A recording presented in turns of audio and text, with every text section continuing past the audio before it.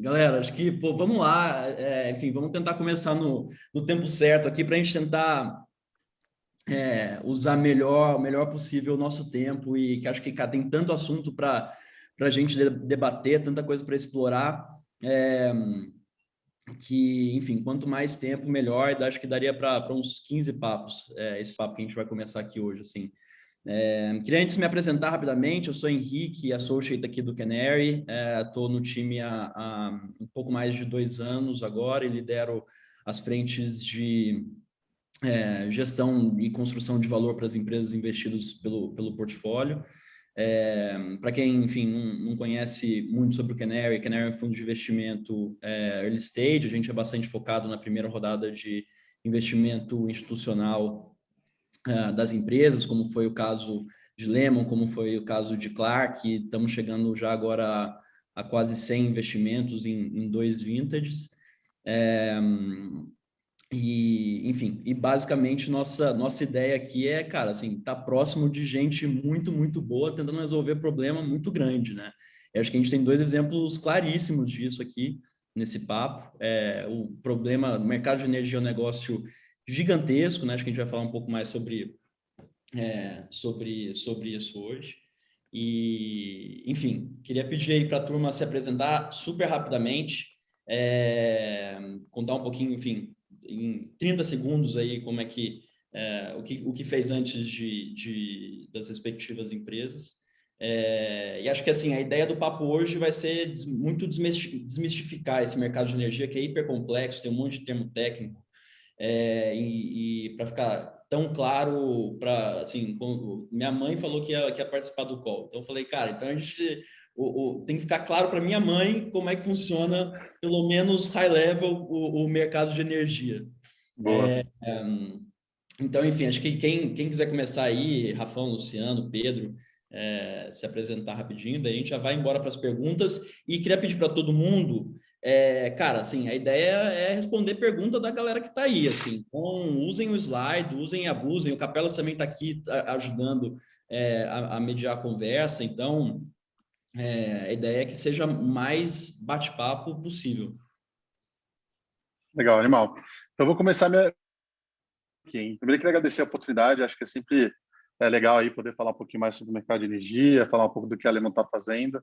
Eu acho que o mercado de energia quase não tem problema, assim, né? Quase não tem desafio. Então, vai ser bem legal assim, a gente poder falar um pouquinho mais disso. Bom, meu nome é Rafael, eu sou um dos fundadores e CEO da Lemon.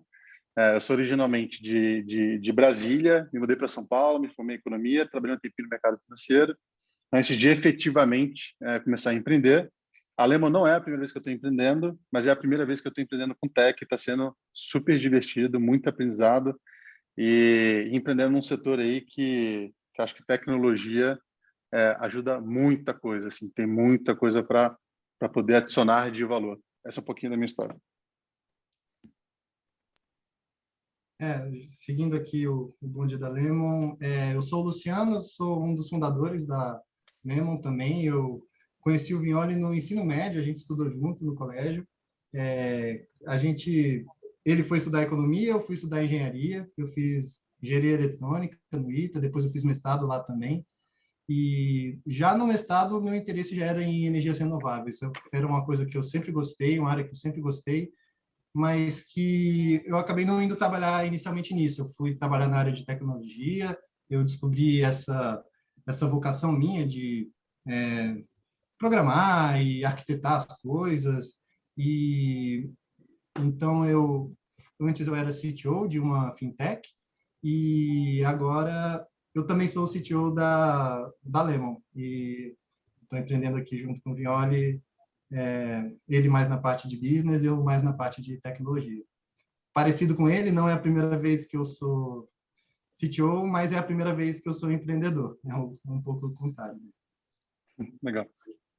Oi, pessoal. Prazer em falar com vocês. Bom estar do lado dos meninos aqui. Tem tempo que eu não vejo o Rafão, cara. Tá me devendo uns 4 cafés já. Vamos marcar semana que vem já, então. Tá igual Vamos tirar o carioca, atraso, vamos tirar o atraso. Vamos marcar o chopp, né? Bom demais ver vocês aí de novo. Sou o Pedro, sou do Rio, mas morei no Brasil inteiro, fiz faculdade lá na Bahia. Cara, minha primeira experiência profissional foi com empresa júnior. Fundei a minha empresa júnior do curso, depois cheguei a me envolver bastante com o movimento empresa júnior como um todo. Cheguei a ser presidente da Confederação Brasileira de Empresas Júniores, que é a Brasil Júnior, em 2016. Em 2017, voltei para me formar. Aí, cara, tinha que ficar 2 anos lá em Salvador. Consegui, graças a Deus, encontrar 2 projetos para me preparar para empreender. Pensei em ficar 1 ano numa empresa grande, 1 ano numa empresa pequena. Fiquei um tempo na Ambev, toquei uma operação de cervejas artesanais da Ambev lá no Nordeste, foi super legal. No ano seguinte, foi para uma rede de coworking para justamente entender a dinâmica ali de uma empresa de 10, 20 funcionários, né, que é de fato próximo da realidade de empreender. Fui trabalhar, antes disso, tive uma surpresa, fui trabalhar com campanha política, toquei a campanha fui uma das pessoas que participou da campanha do Felipe Rigoni, que é um cara que eu admiro bastante. Toquei o braço de captação de doações dele, e ele é o primeiro deputado federal cego da história do país, está fazendo um trabalho super legal lá em Brasília. E logo depois da campanha comecei a empreender, primeiro na área de geração distribuída, um pouco próximo do mundo aí dos meninos da Lemon. A gente estava tentando construir alguns parques solares para alugar eles para pequenos negócios. No meio do caminho, eu não vi que pela infraestrutura eu seria um negócio muito grande. Eu nunca ia ganhar de grandes geradores. Então, a gente pivotou o negócio de um negócio de infra para um negócio de tech. Foi quando a gente conheceu a Kenner. A gente conheceu a Kenner antes mesmo de ter CNPJ, né? Não sei se o Henrique lembra disso. E aí a Kenner viu a gente de uma ideia com sócio, de uma ideia com sócio com CNPJ, de uma ideia com sócio com 10 clientes, e aí foi quando a gente recebeu o nosso investimento. O Rafão também me ajudou bastante nessa época, e desde então a gente está crescendo bastante com um produto que é muito fácil de vender e que está criando uma carteira para a gente conseguir realizar um pouco da nossa visão aqui no setor também, que, igual o Rafão falou, está cheio de problema para resolver. Animal, show de bola. O Capelas me falou aqui no privado que a pergunta mais difícil que for feita no slide ganha menção honrosa aqui no papo, viu? Talvez ganhe um doce, sei lá, um chopp, alguma coisa. Então, fica esse desafio aí para a galera que está assistindo.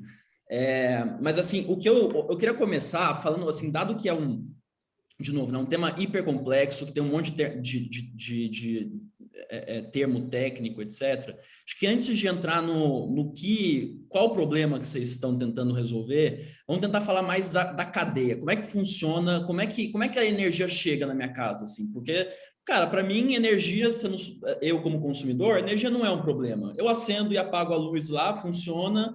A internet também funciona normal. Como é que esse negócio, como é que funciona essa cadeia? Então, se puder, acho que começando do começo, né? Qual que é a diferença de matriz energética para matriz elétrica? E daí, saindo disso, se vocês puderem explicar, e aí vocês podem ir se dividindo aí, a diferença de, cara, como é que funciona a cadeia? Geração, transmissão, distribuição, etc. Vai lá, Rafa, fala de matriz que eu falo de cadeia. Cara, eu ia fazer uma sugestão. Eu adoro o Luciano explicando, assim, né? O Luciano é o nosso Itagai, assim, só que, cara, ele é o cara, acho que os melhores comunicadores que tem. Fala com analogia de maneira simples. Então, Luciano, vou voltar essa bola aí para você aí, cara. Conta nas suas palavras um pouco aí, de uma maneira simples, para tu me entender um pouco mais do setor elétrico aí. O setor elétrico é até interessante o Henrique falando, né? Que, poxa, para mim é uma coisa que simplesmente funciona, é uma coisa onipresente, eu aperto e está aqui, né? Mas, poxa, se a gente for pensar, o sistema elétrico ele é a maior máquina que a humanidade já criou na história.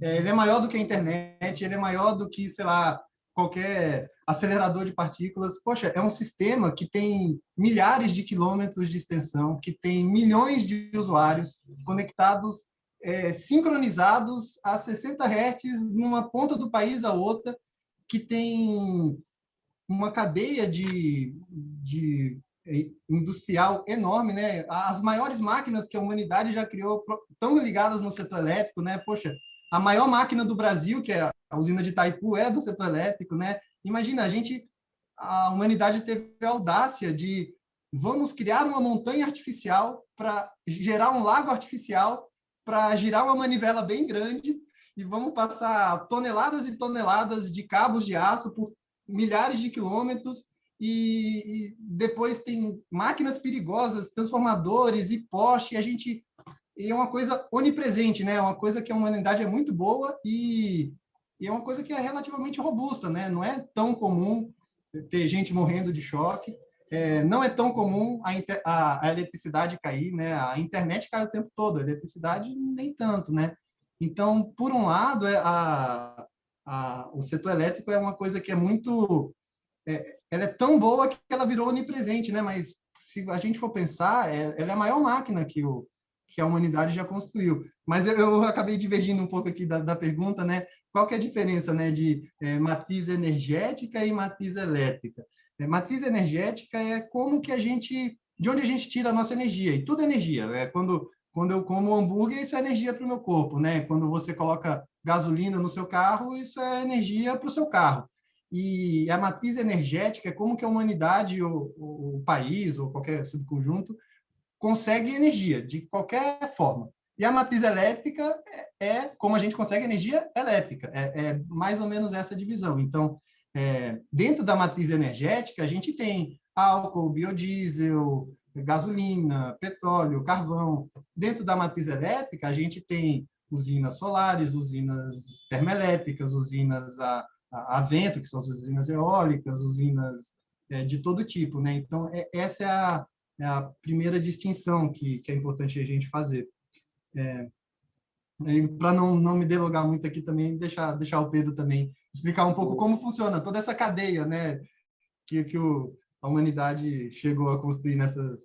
E não é tanto tempo, né? Tem o quê? 150, 200 anos que a gente tem eletricidade. Acho que é Manda bala, surreal Pedro. pensar, né? É surreal pensá-lo sendo que funciona, né? Realmente tem um elétron que sai lá do Paraguai quase e chega aqui em São Paulo, assim. E isso movimenta, isso gera trabalho, né? Isso faz a gente conseguir ligar equipamento, ligar televisão e tudo mais. Cara, basicamente o setor elétrico é dividido, a gente fala aqui mais ou menos em 4 etapas, né? Geração, transmissão, distribuição e consumo. E você tem desafios em cada um desses 4 etapas. Basicamente, a gente vem de uma origem de setor elétrico linear, né, que ele vai da geração para o consumo. Os meninos vêm trabalhando muito no ferrar com isso tudo, né, porque a geração distribuída, depois eles podem contar um pouco mais, que é deixar isso menos linear. Mas em geral, né, os modelos simplificados eles vêm de forma linear. A geração, são as grandes usinas, né? Você tem a geração, nesse modelo padrão, são as gerações centralizadas, né? São grandes usinas geradoras de energia, que aí vão ter fonte de geração de energia que vai divergir bastante de uma para outra. Algumas são poluentes, outras não, algumas são renováveis, outras não. Isso muda bastante. No Brasil, a gente já tem uma matriz extremamente renovável, né? Então, você tem, me ajuda aí depois, Luciano, com os números, mas mais de 60% é hidrelétrica, algo em torno de 70%, 80% é renovável, né? A gente tem 10% de eólica, por exemplo. E a solar está o quê, Luciano? Uns 4%, 5%. Então, a gente tem uma matriz extremamente renovável, isso já é um ponto positivo.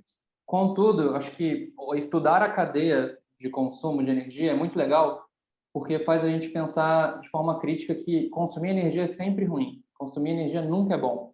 Cada elétron, independente de onde ele vem, ele gera impacto ambiental e ele gera perda, e o nosso desafio é sempre otimizar a cadeia como um todo.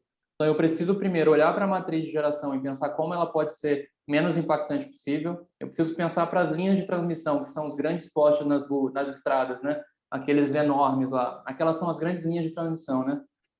Tanto elas quanto as linhas da cidade, né? As distribuidoras, que são esses postes que a gente está acostumado no dia a dia, a gente tem que pensar nessas 2 etapas de como ter um custo marginal zero, né? Então, como ter uma perda cada vez menor e isso ter um impacto cada vez menor na geração ali e o impacto ambiental cada vez menor.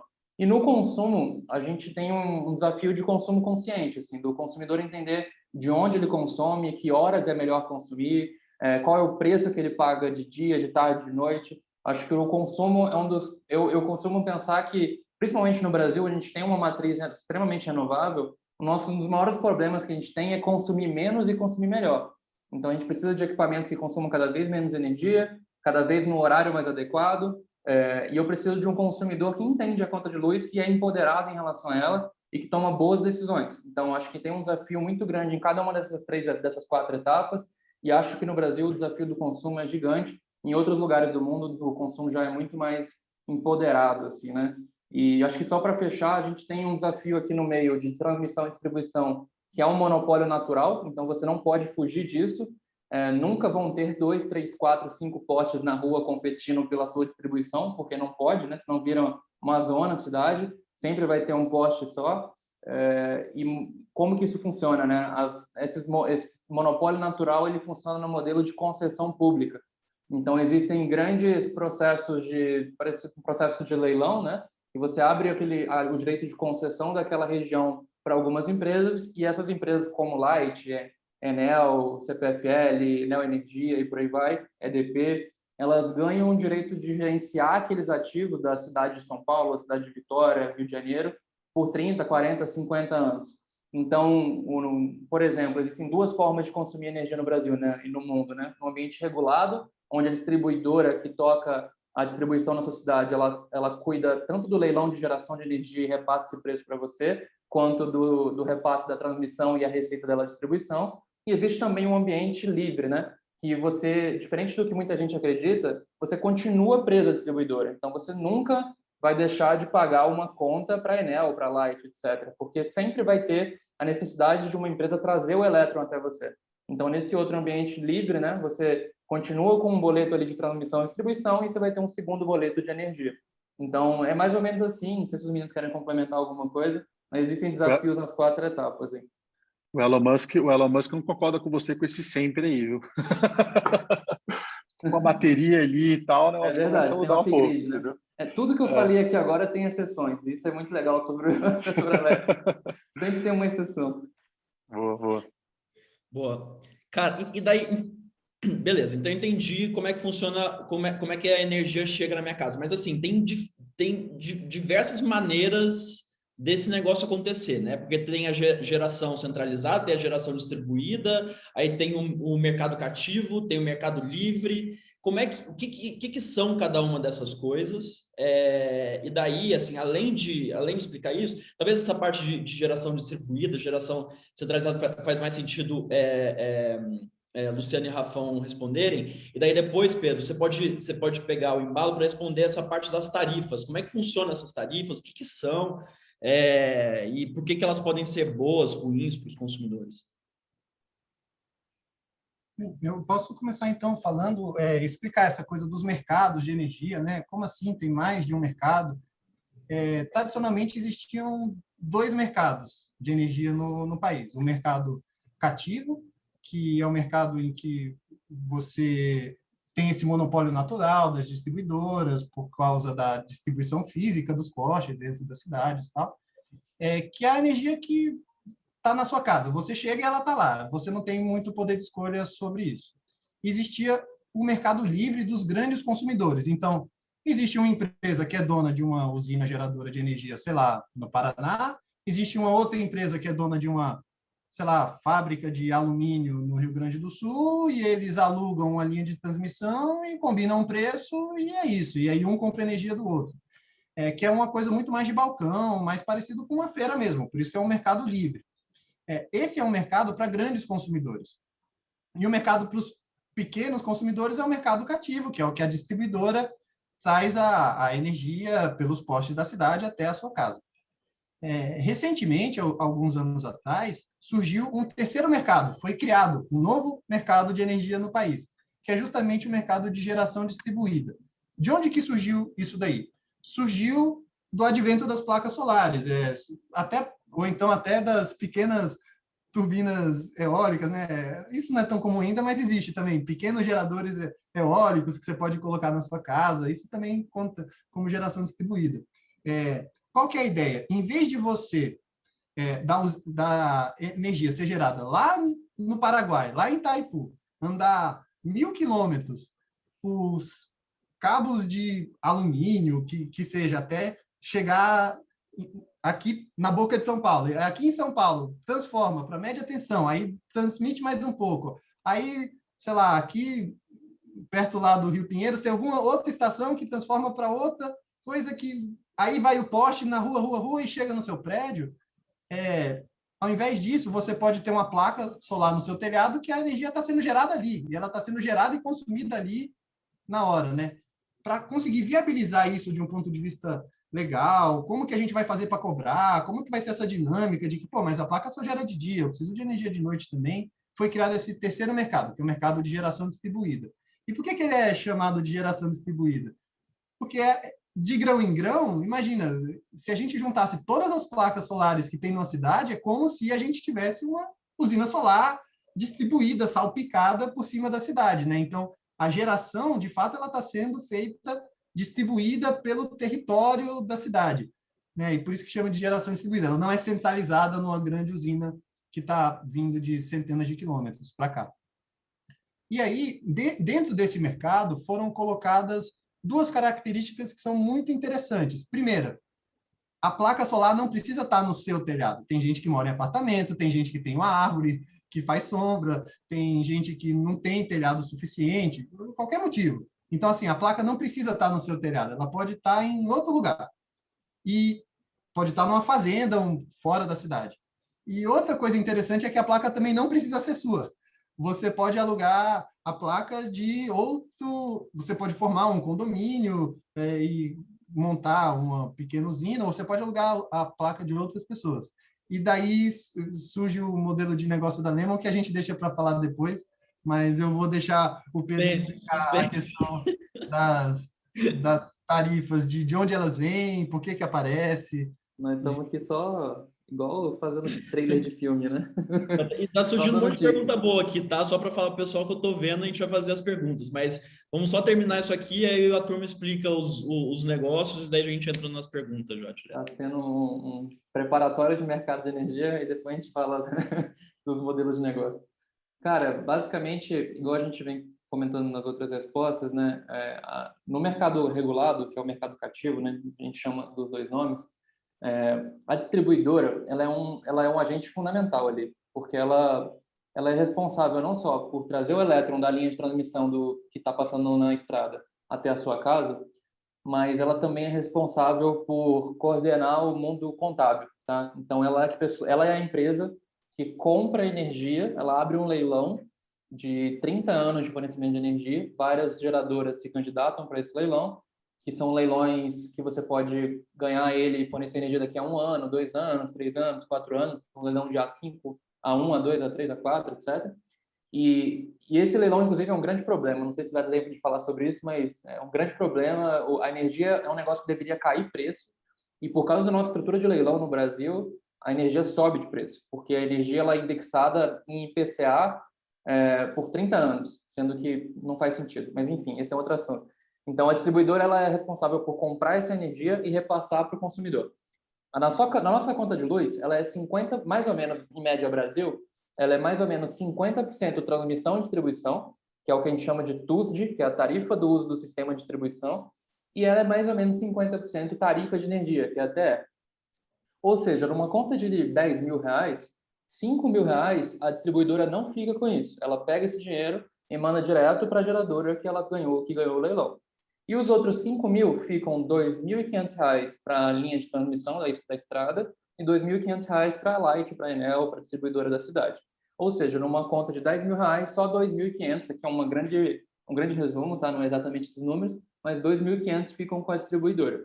Sendo assim, a forma como o mercado cativo precifica a energia tem que ser uma forma padronizada, para que toda distribuidora tenha, no Brasil inteiro, o mesmo modelo de remuneração. E aí que surgem as tarifas de energia.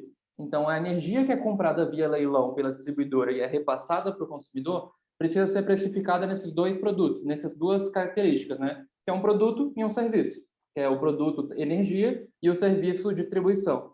E aí você vai entrar em basicamente um pool de possibilidades de enquadramento tarifário. Então, assim como a gente tem os regimes tributários na nossa empresa, né? A empresa pode estar no Simples Nacional, no lucro presumido, no lucro real, etc. Na nossa conta de luz, eu tenho vários enquadramentos tarifários, ao invés de tributários. Então, eu posso ligar para a distribuidora e falar, eu não quero ser faturado em grupo B, eu quero ser faturado em grupo A. Eu não quero ser tarifa convencional, eu quero ser branca, eu não quero ser grupo A verde, eu quero ser azul. Então, em geral, quem define isso é um engenheiro eletricista que montou o projeto da sua empresa, da sua casa. Então, ele que define ali a sua tarifa default, né? A sua tarifa original. Mas, muitas vezes, por desconhecimento das possibilidades tarifárias, o consumidor acaba não pensando qual tarifa de energia é melhor para ele. Então, geralmente, que existe uma defasagem aí, que muitas, principalmente a gente olha para a empresa aqui na Clark, né? Então, muitas empresas estão com tarifa de energia que não é a mais barata. Tá? Esse é o modelo de remuneração da distribuidora pelo mercado cativo, modelo de tarifa. Que quem aprova isso é a ANEEL, e todo ano existe um reajuste do preço com base na inflação, e de 4 em 4 anos a mecânica de preço toda pode ser alterada, que é a revisão tarifária. Então, tarifas novas surgem, outras somem, elas são adaptadas, a mecânica de remuneração muda de 4 em 4 anos. Então, todo ano, quando a gente está vendo TV e aparece lá no Jornal Nacional, a conta subiu 10%, tal, isso tem a ver com a revisão tarifária, né? O reajuste tarifário que acontece ou ano a ano ou de 4 em 4 anos. Quando você vai para o Mercado Livre, né, igual o Leandro falou, que é o outro ambiente, você paga só 50% para a distribuidora e o outro você não paga mais para a distribuidora. Você abdica do leilão e vai livremente comprar isso no mercado de forma bilateral, igual uma feira e tudo mais. E quando você gera energia solar no seu telhado ou aluga um sistema de geração distribuída, igual os meninos comentaram, essa conta de energia ela vai para um custo mínimo e você gera créditos de energia para compensar o seu consumo. Então, é mais ou menos assim que as mecânicas tarifárias funcionam. Espetáculo. Então, você quer falar, Rafão? Não, só falar também que tem a questão das bandeiras tarifárias, assim, né? Então, que aí você pode comentar aí também, mas aí tem que todo mundo vê, né? Todo mês tem lá, agora bandeira vermelha, bandeira amarela, tal, que aí vai tendo um incremento na tarifa, né? E aí por isso que a energia fica um pouquinho mais cara, que tem um pouco a ver com o balançamento aqui, digamos assim, do sistema elétrico no Brasil, oferta e demanda de energia. Em resumo, é isso, entendeu? E como a tarifa só pode ser reajustada uma vez por ano, né, de acordo com a ANEEL, eles usam as bandeiras tarifárias para mediar o preço da energia em relação à chuva, principalmente, que é a nossa grande dependência de matriz, né? Então, se chove pouco, bandeira vermelha é a forma que as distribuidoras têm de mediar o preço no curto prazo. E daí, Pode falar. Pode falar, Henrique, falei. Não, Não, só ia... interessante. Vai. Falei. Não, achei interessante essa questão da chuva, né, que o Pedro falou. Hoje, o Brasil é muito dependente, assim, né, que até comentou no começo, das fontes hídricas, né? Então, a gente meio que, acho que todo brasileiro já passou por isso, a questão do racionamento, a questão do apagão e tal, que a gente vive aqui, de certa maneira, a dança da chuva, né? Puta, não choveu, lascou, assim, entendeu? Então, se não choveu consistentemente por muito tempo, começa a cair bastante, assim, o nível das reservas, né? E aí pode levar a situações que a gente já viveu de racionamento de energia e tal. Então, um dos pontos assim interessantes que o país precisa evoluir em termos de composição, exatamente, da matriz, cara, como que você faz com que tenha um sistema que seja mais saudável, mais sustentável, aí a longo prazo, que não fique dependendo da dança da chuva, entendeu? Isso é tão problema, Henrique, que se a gente não tivesse tido a pandemia, muitos especialistas dizem que a gente estaria vivendo um racionamento agora. E a gente só não está vivendo porque a pandemia reduziu muito o consumo de energia no país. E isso no mercado cativo demora muito para chegar. Porque, como eu comentei, né, a gente só vê rápido a bandeira. E vocês estão vendo bandeira vermelha. O que significa isso? Ano que vem a tarifa, ó, vai subir para caramba. Porque o preço está muito alto da energia. Porque tem pouca energia sendo vendida. No Mercado Livre, que é um mercado mais dinâmico, o preço estoura na hora. Então, o preço de energia para 2022 está muito alto. Então, migrar um cliente para o Mercado Livre está muito difícil hoje. A gente está conseguindo achar algumas oportunidades, mas está difícil porque está chovendo muito pouco, a gente está num período de seca. Então, diversificar a matriz elétrica é muito importante para a gente não ficar refém de fenômeno natural, né? O Brasil é muito privilegiado assim, nesse sentido, né? Então tem que deixar de ser só a dança da chuva, tem que virar a dança do sol, dança do vento, dança de outras coisas, entendeu? Já estamos. Eu só quero pegar o embalo, tá? Só quero pegar o embalo na minha pergunta, que vocês já estão entrando na solução. Então, enfim, acho que a gente estava falando de tarifa, Pedro. Quer começar a falar da Clark, daí depois a gente embala no. Cara, vamos lá. No Brasil, existem 6,5 milhões de unidades consumidoras de comércio e indústria. Tá? O mercado B2B no Brasil são 6,5 milhões de unidades consumidoras. A gente estudou umas 10 mil contas já na Clark e a gente viu que 50% delas estavam sendo faturadas na tarifa de energia que não era mais conveniente. E o saving médio era de 20%. Ou seja, se preparem para essa frase. 10% do consumo de todo o comércio e indústria do Brasil é ineficiência tarifária. Ou seja, a sua conta provavelmente tem 10% ali que você não deveria estar pagando e você poderia tirar isso sem fazer nada, só mudando a forma como você é faturado. Então, isso vem muito por ser um negócio super difícil, energia é um negócio muito difícil e é muito assimétrico. Então, a informação não chega na ponta, as distribuidoras não conseguem fazer um trabalho educacional muito bom, a ANEEL muito menos. Então, existe a dificuldade dessa informação chegar na ponta, como, por exemplo, a tarifa branca. Então, na Clark, hoje, a gente ajuda clientes de baixa tensão, que são contas de 0 a 10 mil reais, a implementar a tarifa branca, e ajuda clientes de média tensão, que são, em geral, contas de 10 a 100 mil reais. Na baixa tensão, a gente ajuda lojas a implementar uma tarifa horária, que deixa a energia mais barata de dia e mais cara à noite, gerando ali uma economia média de mais ou menos 10%, mas pode chegar até 30%. E na média tensão, a gente tem uma conta um pouco mais complexa. Não é só aquela tarifa vezes o consumo, igual é na nossa casa. Na média tensão, que são esses clientes um pouco maiores, com contas maiores, você tem várias componentes da conta. As duas principais são potência e consumo. A potência a gente chama de demanda contratada, que parece muito com um pacote de minuto de megas de internet do seu celular, assim, né? Então, você contrata 100 megas de internet, se você usar 50, você paga 100. Se você usar 150, você paga 100 mais 50 de multa, né? Na demanda contratada, que é essa parcela de grandes consumidores, em geral, você tem que pagar essa parcela fixa, que é esse valor relacionado com a sua carga, e em geral está mal defasado. Então, dá para gerar economias, às vezes até de 50%, só mexendo com o ponteiro da demanda contratada aqui. E a Clark hoje, ela primeiro ajuda o cliente a encontrar a melhor tarifa, a gente não cobra nada por isso, né? A gente fica com 30% da economia do primeiro ano dele, depois que ele adequa a tarifa, sem investimento, sem custo fixo, sem nada, só no variável, só na performance. E tem mais ou menos 30 dias, Henrique, que a gente começou um marketplace de Mercado Livre também. Então, eu ajudo os grandes consumidores que eu tenho na minha carteira a encontrar o melhor fornecedor e o melhor tipo de proposta de Mercado Livre para eles.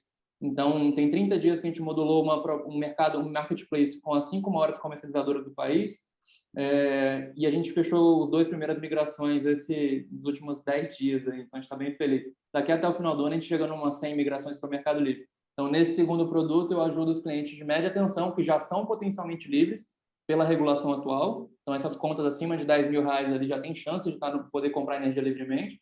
Eu ajudo ele a escolher o melhor tipo de contrato, migrar para o Mercado Livre e economizar ali, em média, até 30%. Então, a Clark, ela é uma inteligência artificial que seta para você a melhor forma de pagar a sua energia sem mexer nada no mundo físico. Então, a gente só mexe com o papel, seja tarifa ou Mercado Livre de energia. Espetáculo. Só entrando nesse negócio de marketplace, também do ponto de vista de negócio e tamanho potencial, o negócio multiplica infinitas vezes. Cara, o mercado disponível hoje para Mercado Livre é um mercado de 100 mil unidades consumidoras, poderia chegar a um valor de 150 bilhões de reais ano. Então, é um mercado gigante e muito reprimido, assim. Ninguém conhece o Mercado Livre, então, se você chegar numa fábrica ou numa grande loja na Bahia, o cara nunca ouviu falar de Mercado Livre e, assim como na tarifa, está perdendo 30% todo ano ali à toa porque não conhece. Então, sim, é um mercado enorme, muito reprimido e tem um desafio de capilaridade, né? A informação chegar na ponta e a tecnologia é uma chave para isso, que é o que a gente está tentando desenvolver. Tanto para desmistificar e simplificar o produto, quanto para ter escala e conseguir levar esse produto que foi feito, igual o Luciano falou no começo, para os grandes varejistas, para os grandes atacadistas, né? Os grandes consumidores, e fazer a tecnologia levar esse produto do grande para o pequeno. Então, esse é o nosso desafio. Usar a tarifa para ajudar o maior número de empresas rápido, que é um produto rápido e sem atrito, e em seguida identificar os caras que podem ir para o livre e ajudar eles a comprar, empoderar eles, né, cara? A comprar energia limpa e mais barata e serem os próprios donos da conta de luz e parar de tomar o remédio que eles não conhecem lá, que é igual a receita de médico, né?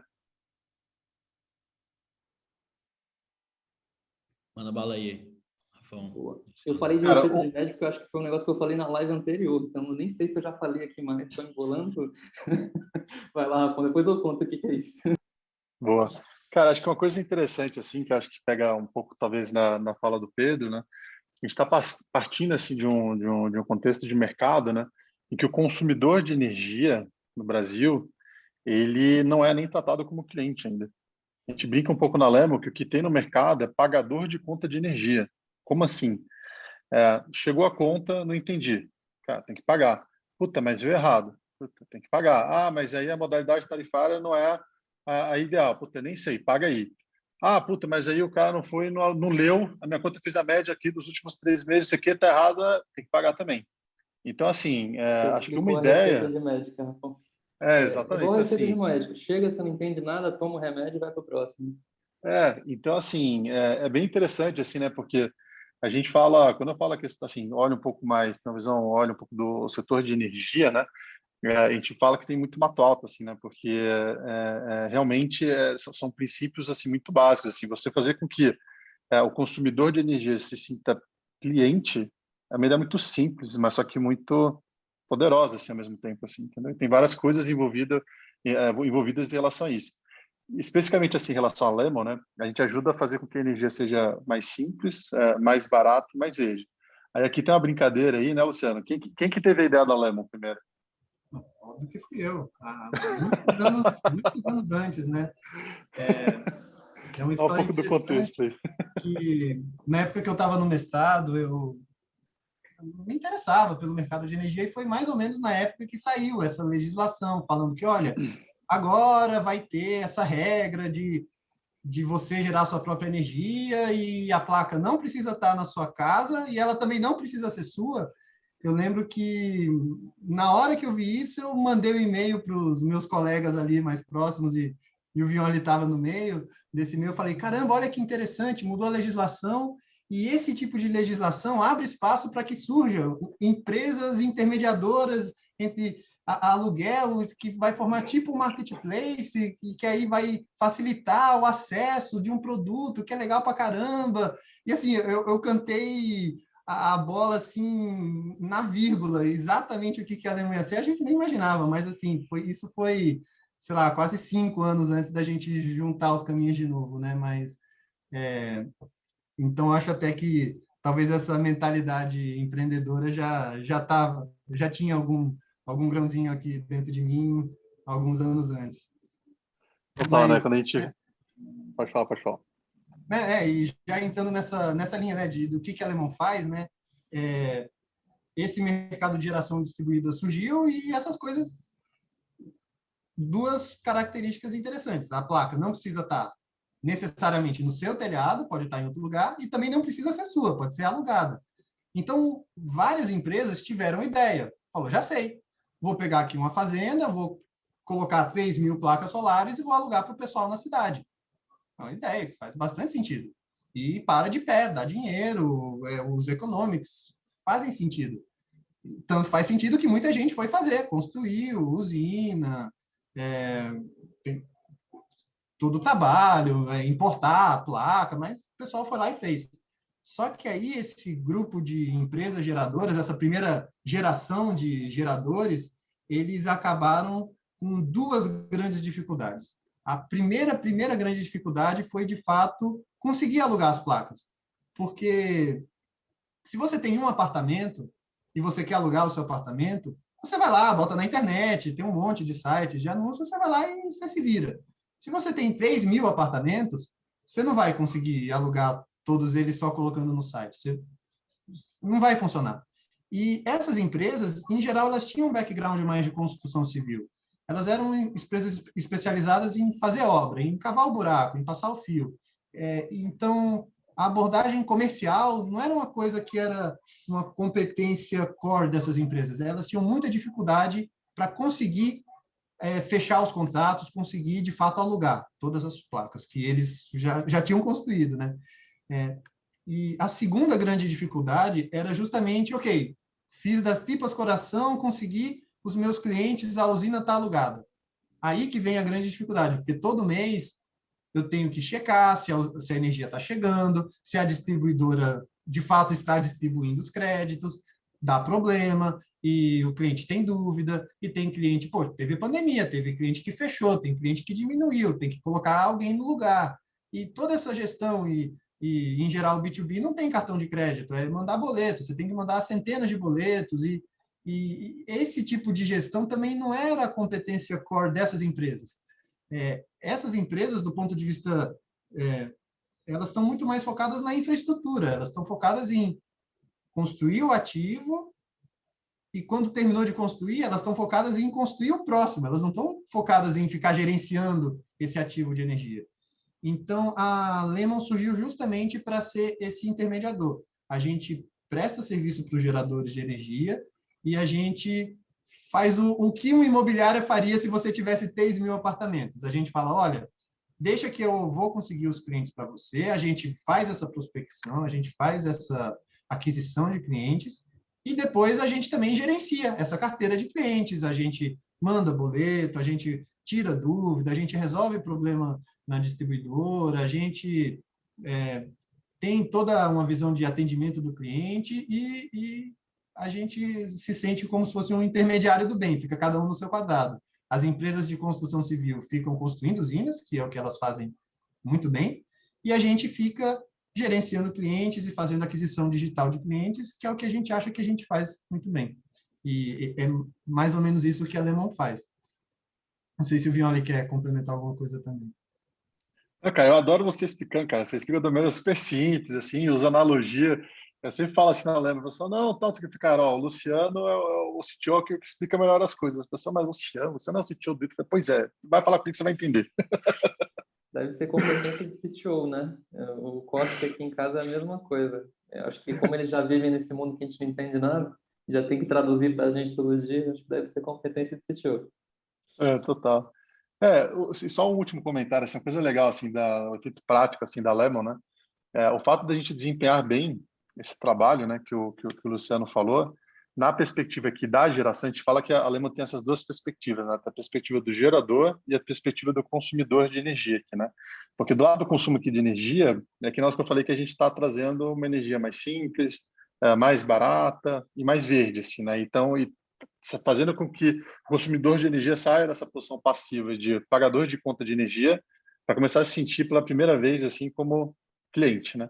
Agora, do lado da geração, é interessante assim, porque o fato da gente desempenhar bem o nosso papel, o efeito prático disso é que abre apetite para expandir cada vez mais usinas verdes na matriz. Assim, então a gente fala que o efeito prático da Lema é se esverdear na matriz. Hoje na GD, amanhã no Mercado Livre. Então, assim, é bem legal assim, nesse aspecto, porque a gente tem vários exemplos já hoje dentro de casa, que a gente começou lá, pegou 2 megas no gerador, aí, cara, a operação foi super bem, a turma sentiu confiança. Eu falei, não, agora eu vou expandir para 5 megas, quero abrir outras usinas, assim, também, porque é quase como se a Lemon, na perspectiva do gerador, funcionasse como esse guardião da receita da usina, né? Então, e aí, como a gente consegue remunerar, né, o capital, a gente é o guardião da receita ali da carteira, a turma fica confortável que tem um player que está com esse posicionamento, que está focado nisso, e aí acaba tendo mais apetite para poder expandir cada vez mais. Isso está sendo cada vez mais forte dentro de um contexto todo de mercado de SG, cara, de mudanças climáticas em que... Opa, voltou, caiu aqui? Voltou. Voltou. Não, até melhorou o áudio. Melhorou? Então beleza, maravilha. E então tem um pouco tem uma questão do propósito assim da Lema que é legal, que tem um efeito prático assim muito claro assim que a gente está sentindo cada vez mais agora nesse aspecto. Bem legal. Eu vou ir aqui para as perguntas. Eu vou responder a pergunta mais fácil aqui, que é por que o Kenner investiu na Lemon e na Clark.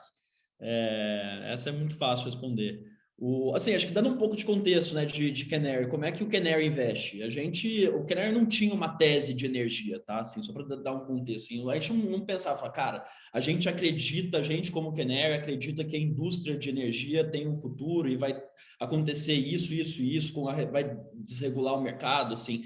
Não é isso, não é assim, a gente entende que os empreendedores vão ter muito mais profundidade, entendimento do problema que eles estão resolvendo. Assim, o Kenner, assim, a gente investe em gente muito, muito boa, muito ambiciosa, tentando resolver problemas gigantes em mercados hiperrelevantes. Assim. Então, pessoas que querem, de fato, construir algo muito grande. E não problemas nichados, né? Que muitas vezes os problemas podem começar de uma maneira nichada, mas que vão expandir e vão se transformar em algo muito grande no futuro. O Kenner, na verdade, na prática, né? O que a gente faz é investir nas pessoas e no projeto das pessoas, o que as pessoas idealizam para a vida delas, enfim, conectar essas duas pontas. Então, a gente não tinha uma visão, né? Obviamente, a gente tem profundidades dos mercados, estuda bastante, para a gente conseguir, para a gente ter domínio daquilo, né? Mas a gente não tinha uma tese específica dentro da indústria de energia, porque a gente entende que a gente investe tão cedo que os negócios, à medida que os negócios vão se adaptando, que o modelo de negócio vai se adaptando, que o mercado cresce, enfim. E essa dinâmica é basicamente impossível de você conseguir medir no estágio tão inicial de empresa. A gente foca nas coisas que são mais relevantes, né? Que é a ambição e a capacidade do empreendedor de resolver aquele problema de fato. Entrando aqui já na parte de regulação. Então, me perguntaram aqui sobre o impacto da PL 5829. Quem que vai pegar essa aí? Vocês, isso aí. O Werneck Filho fez essa pergunta. E só um comentário antes aqui, Pedro, Henrique, só complementando, né, cara? Acho que o Pedro sentiu isso aí também, né? Numa perspectiva mais de fundraising, diferentemente, por exemplo, de health tech, de fintech, geralmente os fundos já estão olhando isso mais profundamente, né? Então, assim, o pessoal já tem tese, já está mais claro, tal. Agora, mais no mercado assim de energia, aí sentiu isso muito assim na Lema, assim, a gente educando muitos fundos, tendo que explicar e tal, porque é um mercado muito denso assim do ponto de vista regulatório, né? Então, assim, não é tão óbvio assim, tipo, de você conseguir navegar assim nele, né? A gente até brincou, a gente falou com um dos nossos benchmarks lá fora, né? E aí ele falou que sentiu isso numa perspectiva global também, né? E aí, só que ele já está mais de um tempinho no mercado, ele falou, cara, que bom, porque você pavimentou aí para a gente, então a gente usa você até como exemplo, assim, então ajudou a gente a falar aqui para os investidores aqui, alguns que a gente fala lá fora, falou, a gente é tipo esse cara aqui, ó, esse cara que está indo bem e tal, então tem essa perspectiva, mas é um desafio mesmo, é um pouco na perspectiva de fundraising, essa questão de explicar um pouquinho mais as oportunidades, desafios e a tese, assim, no setor de energia. Mas por isso que também é mais legal também, né? A gente até fala que a Lehman pavimentou para a Clark, né, Rafael? Fez o trabalho de educação ali, e aí quando a gente chegou, a galera já sabia um pouquinho mais. Cara, é muito difícil mesmo. É um mercado com dinâmicas muito diferentes de um SaaS ou de um marketplace padrão, com time to value diferente, o dinheiro demora para chegar. Então, os meninos devem... Aqui na Clark, por exemplo, para eu levar um cliente para o Mercado Livre, eu demoro de 6 meses a 1 ano e meio. Então, eu tenho uma previsão de receita enorme, mas demora para esse dinheiro chegar. Aí o investidor fala assim, pô, mas cadê o dinheiro? Não, vai chegar. Então, é um negócio difícil de explicar. E no mundo de você deve ser muito parecido na geração distribuída, né, Rafa e Luciano? Tipo, Não, até a usina ficar pronta, conseguir fornecer, cara, é um negócio que demora muito, a dinâmica é diferente. sim, total. Quer entrar na PL? Acho que acho que o ponto principal, né? Acho que a desregulamentação do mercado como um todo, assim, né? O que tá? Acho que é legal posicionar a turma assim. O que está acontecendo de mudança? O que isso vai impactar a vida das pessoas e como é que isso vai impactar também o mercado, né? O que isso vai abrir de oportunidade para o mercado? Cara, tem Eu vou fazer um gancho e você continua, né? Então, Aproveitando que o Pedro falou no final aí, não, pode deixar o áudio aí. Cara, o Pedro acabou de falar, tipo assim, puta, tem tal do Mercado Livre de Energia, né? Que é onde de fato você escolhe o seu fornecedor de energia. E, cara, é difícil às vezes ficar para o investidor, porque, puta, são 6 meses. Eu vou repetir aqui, uma pausa, tá? 6 meses para o cara sair, você denunciar o contrato do mercado cativo, para o cara ir no Mercado Livre, tipo assim, com 300 mil burocracias, ao ponto de ter que abrir conta. Tudo certinho. Se errar alguma coisa, é 1 ano e meio. Exato. Para poder migrar para o Mercado Livre. Aí, assim, por uma questão de princípio, assim, eu falo, acho que tem espaço para melhorar. Talvez isso não faça tanto sentido, assim. Então, essa é, por exemplo, aí eu passo a bola para o Pedro aí nesse sentido. Obrigado, ele levantou a bola. Cara, tem uma série de modernizações acontecendo. Acho que eu comecei a empreender no setor elétrico, junto com os meninos aqui, com o Rodrigo, com o Vitor e tal, muito porque a gente viu pela primeira vez na história do Brasil, não sei se eu vou ter a pretensão de falar a primeira vez na história, né? Mas vamos tentar aqui. Mas a gente viu uma organização muito forte para modernizar a agenda regulatória do setor elétrico. Assim. Então, por exemplo, o mercado livre de energia, ele existe desde a década de 80 no mundo. Ele surgiu nos nossos vizinhos aqui, no Chile. Então, ele surgiu no Chile e ele expandiu na década de 90 para o mundo inteiro. O Brasil começou junto. Então, lá em 94, mais ou menos, o Brasil começou a desregular o mercado junto ali com o Reino Unido. Em 99, o Reino Unido era 100% livre, inclusive para o residencial. E no Brasil, a gente não teve nenhum avanço desde 94. Só em 2004 a gente teve a construção de uma outra figura, que é o cliente especial, que aí aumentou bastante também o espaço para novos consumidores. Mas, basicamente, a gente teve essas duas grandes modernizações. Recentemente, a gente teve uma outra, que foi a MP998, que ajudou mais um pouquinho, mas muita pouca coisa. E aí, em 2016, se não me engano, foi 2016, a gente teve a CP33, que é um compilado de propostas do setor elétrico para modernizar o setor no Brasil. Então, teve uma série de audiências públicas que mapeou vários gargalos do setor elétrico e construiu projetos que precisavam ser desenvolvidos para que o setor elétrico brasileiro se aproximasse da forma como se consome energia em Nova York, em Singapura, na Austrália, na Europa, etc. E dentro dessa grande agenda regulatória, tem projetos energéticos, de um modo geral, não só de energia elétrica, né?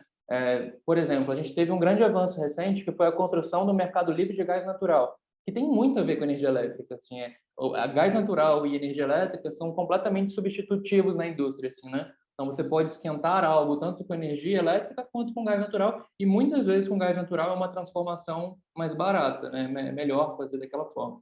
Dentro dessa grande agenda regulatória, a gente tem geração distribuída, a gente tem abertura do mercado livre para todos os consumidores, inclusive para o residencial, a gente tem o gás natural, a gente tem um negócio chamado preço horário, para que a energia, para que a gente faça com que esse mecanismo mensal de bandeira tarifária seja uma coisa mais próxima da realidade. Então, o preço ele não muda de mês em mês, ele não muda de ano em ano, o preço muda o tempo inteiro. Então, o preço horário é uma forma de você aproximar o preço real que a geradora tem do preço que está sendo cobrado do consumidor. Você tem uma outra ferramenta chamada tarifa binômia, que é um negócio que vai dividir a forma como o consumidor paga a conta de luz, dando liberdade para consumidores de baixa tensão, que é o caso do que os meninos trabalham bastante na geração distribuída, cheguem no Mercado Livre, porque aí eu posso dividir, né, a distribuição da energia, né? São duas coisas. Uma não consegue parar de pagar, a outra você consegue negociar livremente. Então, a tarifa binômia dividiria essa conta em duas e você poderia ir comprar sua energia livremente. Então, hoje a gente está vivendo um momento de transformação do setor. A gente espera que muitas dessas coisas sejam aprovadas, algumas já estão sendo. Então, o projeto de lei PLS 232, que hoje é o PL 414, que está na Câmara, está indo para a última etapa de votação. Então, provavelmente vai ter audiência pública para coletar interesses públicos e tal. Mas a gente acredita que até o final do ano ele deve ser aprovado, se não chover no Brasil demais. Então, é meio difícil prever regulação, mas a gente espera que seja aprovado. E se isso acontecer, por exemplo, em 2025, o Brasil é 100% livre. E isso vai acontecer gradativamente. Então, cada vez mais, de 6 em 6 meses, o piso de liberdade, né, para você escolher o seu fornecedor livremente, vai cair e isso vai abrir um mercado cada vez maior. Uma vez feito isso, o mercado que hoje é de 100 mil unidades consumidoras, 150 bilhões de reais ano, vai virar um mercado de 84 milhões de unidades consumidoras e 400 bilhões de reais ano. Então, um mercado gigante, com muita ineficiência. E eu acho que a única forma da gente melhorar, né, a experiência do consumidor, igual o Rafão falou, né, existe uma persona, que é uma figura, e essa figura é o cliente, e o cliente tem que estar no meio. O único jeito dele estar no meio é se ele, de fato, puder dizer para o cliente, para o fornecedor dele, que ele não quer mais o serviço dele. E se isso for permitido para ele, aí o serviço vai melhorar, porque aí o cara vai ter que melhorar muito a experiência do cliente, a forma como ele educa o cliente dele. Então, a gente acredita muito aqui na Clark que a desregulação e várias outras modernizações vão acontecer numa janela de tempo de, no máximo, 5 anos, e a partir de, cada vez mais, a partir de 2022, 2023, a gente vai ter uma mudança na forma como a gente encara esse papelzinho que chega debaixo da porta ali, que é a conta de luz, né? E só complementando um pouco o que o Pedro falou, assim, né? Cara, isso tudo, né? Você pensa, puta, cara, várias pautas, várias agendas, mega complexo, tal, tarifa binômio, não sei o quê, preço horário, tipo, né? Parece chinês, assim, falando para quem não é do setor, assim, né? Mas essa é a parte que brilha o olho também, né? Então, assim, porque, cara, meio que eu acho que a Lemon, por exemplo, a gente tem toda essa regulamentação que vem para mudar, né? Que tem essa perspectiva agora de mudança. E acho que na perspectiva da Lemon, assim, a gente não só vai fazer parte disso, como a gente quer influenciar nesse sentido. Então, acho assim, foi um pouco o que eu falei no começo. O fato da gente estar, de fato, muito próximo pela primeira vez, cliente agora de energia, né? Então, faz com que a gente consiga também entender melhor e influenciar, tipo, no sentido de, cara, para onde que esse mercado vai ir, entendeu? Então, a gente vê, por exemplo, acho que no caso da Lemon, assim, a gente cada vez mais ativo e atuante numa perspectiva de policy, para que a gente consiga influenciar mesmo, tipo, para onde que a gente entende que deveria evoluir, digamos assim, o setor elétrico como um todo, assim. Então, acho que a Lemo, a Claque, a gente tem essa oportunidade, assim, de desempenhar um pouco esse papel. Na Lemo, a gente nasceu já com o braço de policy, assim, a Ana está liderando essa frente lá, então, assim, essa é uma frente, junto com a Nayane, essa é uma frente que a gente está a gente fica se coçando, assim, está participando agora das primeiras discussões, e vai ser legal, porque eu acho que a gente tem o potencial de representar, de fato, assim, a voz do consumidor de energia, do cliente, que hoje não está muito bem representado aí, né, no mercado. Quando o Vianney fala dessa de brilhar o olho, realmente brilha, né? Porque, como o Pedro mesmo trouxe, não é um projeto de lei, é toda uma revisão de como o setor inteiro funciona no Brasil, e a história mostra para a gente que a gente já teve transformações parecidas, né? A gente já teve uma transformação parecida no setor de telecomunicações, por exemplo. Era uma coisa mega engessada, estatal, uma qualidade de serviço ruim, tinha investimento em linha telefônica, né? Tinha na década, sei lá, de 70, 80, era de um jeito, e depois que a telefonia foi modernizada, não só a telefonia, telecomunicações em geral, né? Poxa, a gente começou a ter... Foi mais ou menos na época do advento da internet banda larga, e aí as pessoas começaram a ter banda larga.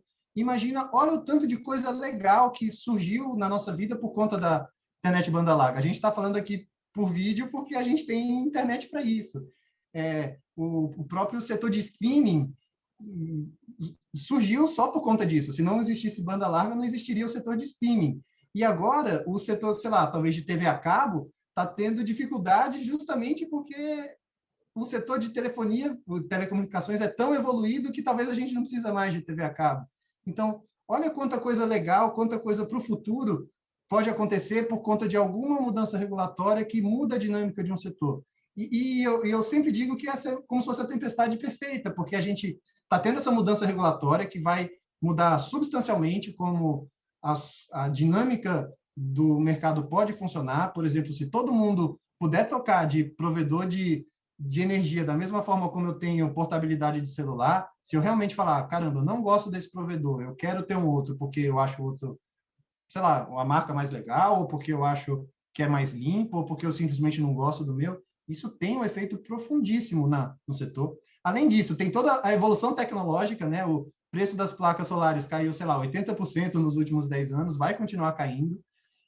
Tem também a mudança de mentalidade das pessoas, né? Essa coisa do impacto ambiental, a consciência de que cada um causa impacto ambiental no mundo, isso veio para ficar. Eu acho que ESG é um assunto que está quente no momento, mas não é uma modinha, isso é uma tendência, isso veio para ficar. A gente não vai ter mais volta, a gente não vai ter algum dia no futuro que a gente não está mais nem aí para isso. Essa é a sustentabilidade, o impacto que a gente está causando, isso veio para ficar.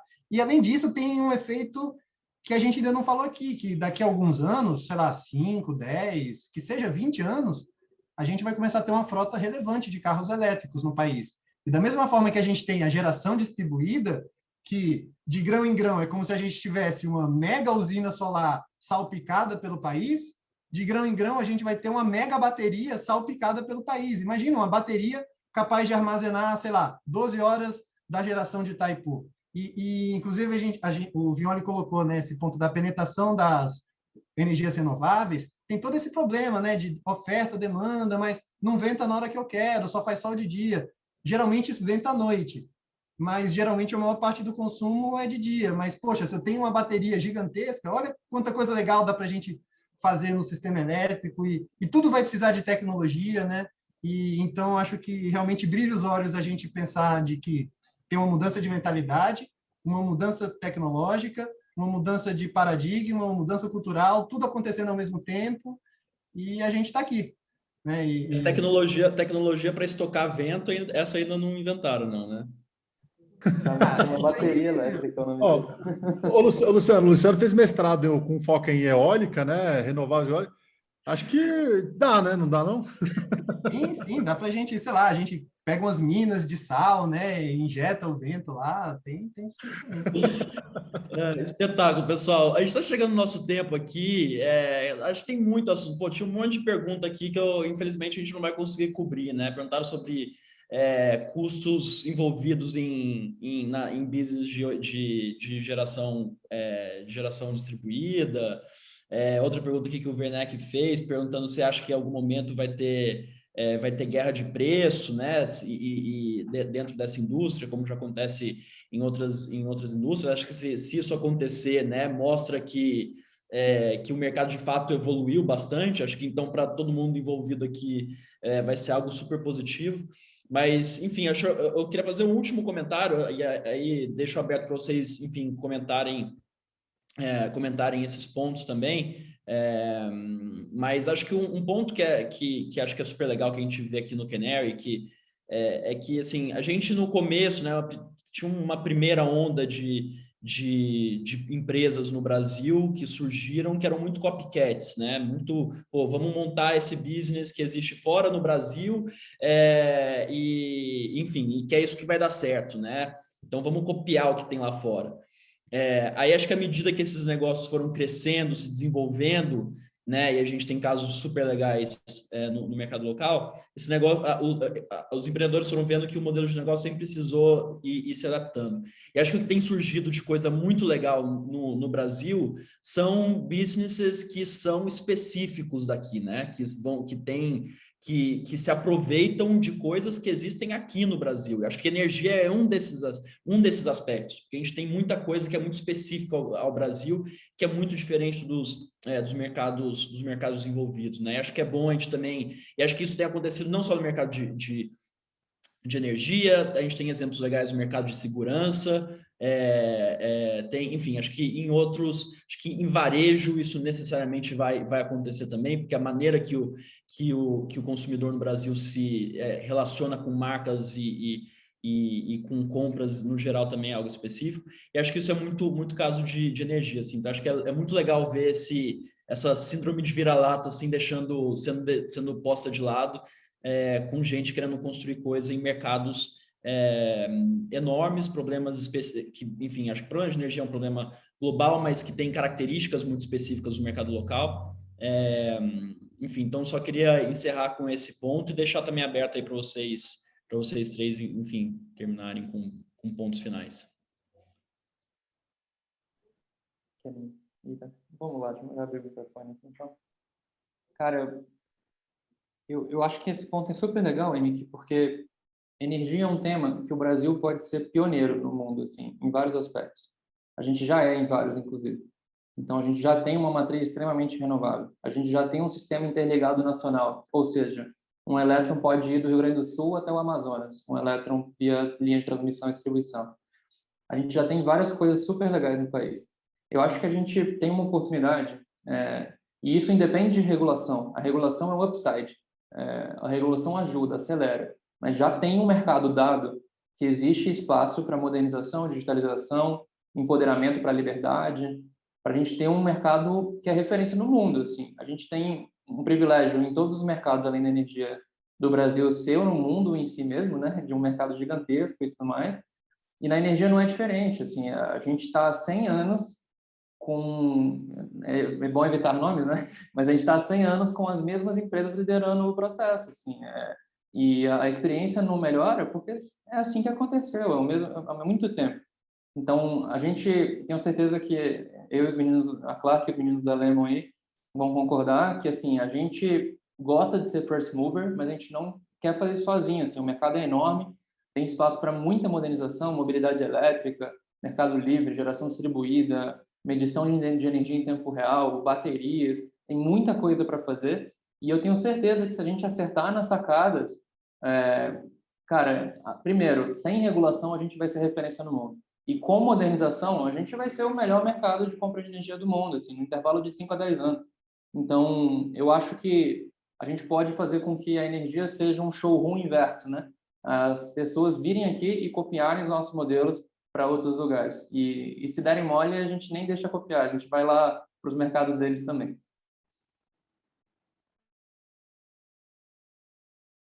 Cara, concordo 100%, assim, eu acho que eu faço das palavras do Pedro aí as minhas também. Cara, em resumo aí, o setor de energia, para quem estiver assistindo, cara, é incrível. Ele, num primeiro momento, ele pode parecer muito difícil, muito denso, muito regulado, só que quando você começa a entender um pouquinho mais, as coisas vão ficando um pouco mais tangíveis, assim, aí você vai enxergando um mar de oportunidades, assim, de fazer as coisas de maneira diferente, né? Então, assim, e isso hoje, daqui a 3 anos, daqui a 5, daqui a 10. Então, eu falo muito assim dentro da Lemon, que eu falo, cara, eu genuinamente consigo ter uma visão, assim, de 10, 20 anos, assim, com a Lemon. Então, assim, a gente está passando por um processo de modernização do setor, tem muita coisa para ser transformada, tem muita coisa para colocar numa perspectiva diferente, então isso é muito incrível, porque é muito mato alto, né? E muita oportunidade da gente crescer, da gente fazer novas frentes de negócio. Então, assim, é um setor realmente assim apaixonante que a gente até brinca, né? Você tira uma semana de férias, você volta, você já tem que aprender um monte de coisa de novo, né? Porque as coisas vão evoluindo, tem discussão regulatória, você vai aprendendo bastante, tem muito pioneirismo envolvido assim em relação ao que a gente está fazendo também. Então, assim, é muito aprendizado mesmo. Assim, você vai estar sempre 100% do seu tempo na sua zona de desconforto. Isso é a única garantia que eu te dou nesse sentido. Então, é bem bacana nesse aspecto. Eu queria comentar também essa coisa que o Henrique falou, né, dessa primeira grande geração de startups, novos negócios que surgiram no Brasil, serem bastante espelhados, modelos de negócio do exterior, e que agora está mudando um pouco essa onda. Eu consigo ver dois motivos para isso, né? O primeiro é que a concorrência do exterior já chegou aqui, né? Então, se eu quiser, sei lá, criar um concorrente do, sei lá, do Zoom que a gente está usando, o Zoom já chegou aqui, né? Então, é um pouco mais difícil. A gente vai estar de cara no mercado global, né? Então, tem um pouco já essa barreira de entrada. O outro também é que eu acho que essa primeira geração de startups serviu de exemplo para todo mundo. Então, sei lá, quando eu me formei, não faz tanto tempo, cerca de 10 anos, não era tão comum alguém sair da faculdade pensando, vou abrir uma startup. Hoje já é. Claro que não é a norma, né? Mas já é bastante comum. Alguém que está na faculdade pensar, caramba, eu quero trabalhar no startup. Ou então eu quero ter a minha startup. Eu acho que essa primeira geração de empresas que deram muito certo e que estão conhecidas de todo mundo, mostrou que é possível, né? Então, mostrou que é possível você ter uma ideia, criar um negócio. E acho que travou.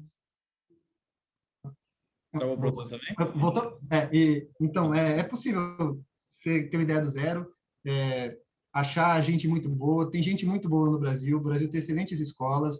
A gente é muito bom em muitos aspectos e eu acho que, por um lado, aumentou a barreira de entrada de tentar copiar uma ideia que já existe no exterior, porque provavelmente essa ideia já está aqui. Por outro lado, abaixou a barreira de entrada, né, esse frio na barriga de tentar criar uma ideia nova, legal, do zero, né, porque a gente já viu exemplos de que isso pode dar certo, né? Então, eu acho que daqui para frente isso também vai ser uma coisa legal de ver essa evolução, como que vão ser os próximos anos nesse ambiente de startups no Brasil.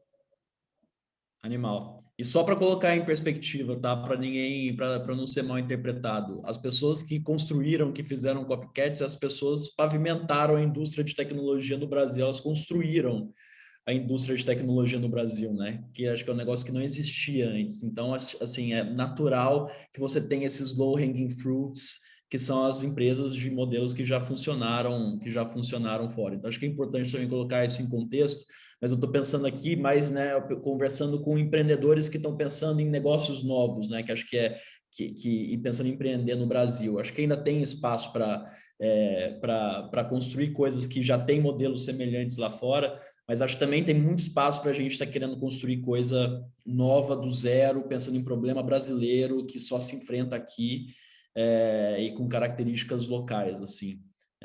Mas, enfim. Pessoal, valeu, queria encerrar aqui o papo, super obrigado. Putz, acho que a pergunta, eu acabei esquecendo de uma pergunta, que se vocês estão contratando ou não, porque imagino que tem gente querendo trabalhar aí com vocês. Vem para Lemon, vem. Então, sim. Tá bom, então quem tiver interesse em trabalhar, manda mensagem no LinkedIn aí para Manda no LinkedIn que a gente responde. Isso, pronto, aí acabou. Pra gente também, tá? Não vai só para alemão, não. Tem espaço Não. também. A gente divide, Rafa. Boa. Valeu, pessoal. Obrigadão. Um grande abraço. Valeu, turma. Obrigado.